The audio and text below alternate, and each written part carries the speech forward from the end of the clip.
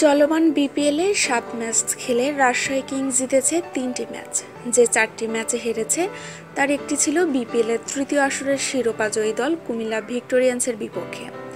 আর দলটি এই কুমিল্লার বিপক্ষে খেলবে আসরে নিজেদের অষ্টম ও পরবর্তী ম্যাচ। 21শে জানুয়ারি সেই ম্যাচকে সামনে রেখে রবিবার সংবাদ মাধ্যমের মুখোমুখি হন মার্শাল আইয়ুব, যার ব্যাটে চড়ে আগের ম্যাচে স্বস্তির জয় পেয়েছে রাজশাহী কিংস। আলাপকালে মার্শাল জানান, কুমিল্লাকে এই ম্যাচে পরাভূত করে প্রতিশোধ নিতে চায় তার দল। মার্শাল বলেন, পরের ম্যাচ বড় দল কুমিল্লার বিপক্ষে, ঠিক আছে, কিন্তু মাঠে দেখা যাবে কি অবস্থা। অবশ্যই আমরা ফাইট ব্যাক করব। ওদের সাথে একটা ম্যাচে হেরেছি, আমাদের প্রধান লক্ষ্য থাকবে প্রতিশোধ নেওয়া। রাজশাহী কিংস এবার দল করেছে দেশি ক্রিকেটারদের প্রাধান্য নিয়ে। অন্যান্য দলে দেশি ক্রিকেটাররা পর্যাপ্ত সুযোগ না পেলেও এই দলটিতে দেশি তারকাদের ছড়াছড়ি। যদিও দলের বড় তারকারা পাচ্ছেন না রানের দেখা। সৌম্য সরকার কিংবা মমিনুল হকের মতো ক্রিকেটাররা রানের জন্য তাকিয়ে আছেন চাতক পাখির মতো।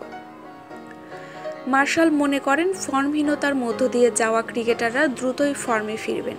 নিজ নিজ জায়গা থেকে তারা সর্বোচ্চ চেষ্টা করবেন বলেই বিশ্বাস দেশের ঘরোয়া ক্রিকেটের জনপ্রিয় এই ক্রিকেটারের। মার্শাল বলেন, অবশ্যই ওরা ব্যক্তিগত পর্যায়ে চেষ্টা করবে।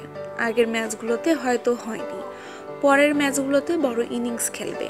সৌম্য প্রমাণিত প্লেয়ার, নেটে সে অনেক কষ্ট করেছে। আমরা আশাবাদী সৌম্য আর মমিনুল ফর্মে ফিরবে। প্রসঙ্গত, সিলেট পর্ব শেষে বিপিএল আবারও ফিরেছে হোম অফ ক্রিকেটে। সেখানেই দিনের প্রথম ম্যাচে সোমবার মাঠে নামবে মার্শালের দল রাজশাহী কিংস ও কুমিল্লা ভিক্টোরিয়ান্স।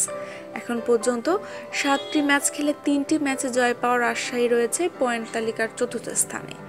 অন্যদিকে 6 ম্যাচে 4 জয় পাওয়া কুমিল্লার অবস্থান পয়েন্ট টেবিলের 3-এ।